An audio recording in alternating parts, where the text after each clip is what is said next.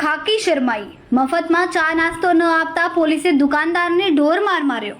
ગલ્લામાંથી 10,000 લૂંટ્યાનો આક્ષેપ. સુરત શહેરમાંથી કાયદો અને વ્યવસ્થાના લીરે લીરા ઉડાડતી એક ખાકી વર્દીને કલંકિત કરતી એક સનસનાટીપૂર્ણ ઘટના સામે આવી છે.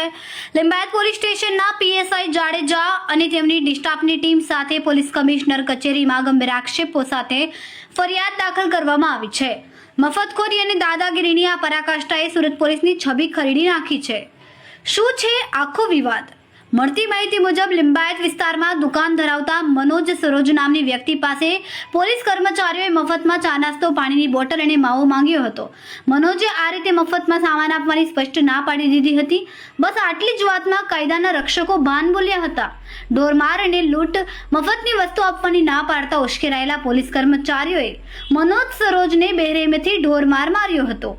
એટલું જ નહીં, આક્ષેપ છે કે પોલીસે દુકાનના ગલ્લામાંથી ગેરકાયદેસર રીતે 10,000ના રોકડા પણ કાઢી લીધા હતા. 50,000ની લાંચની માંગ. ગરીબ દુકાનદારને માર માર્યા બાદ મામલો દબાવવા અને કોઈ ખોટો કેસ ન કરવા માટે પોલીસ કર્મચારીઓએ મનોજ પાસે 50,000ની લાંચ માંગી હોવાનો ફરિયાદમાં સત્તાવાર ઉલ્લેખ કરાયો છે. સીસીટીવી ફૂટેજે ખોલી પોલીસની પોલ. આ સમગ્ર ઘટનાના કંપારી છૂટી જાય તેવા સીસીટીવી ફૂટેજ પણ સામે આવ્યા છે, જે પોલીસના બચાવવાના તમામ દાવાઓને છેદ ઉડાડી દે છે.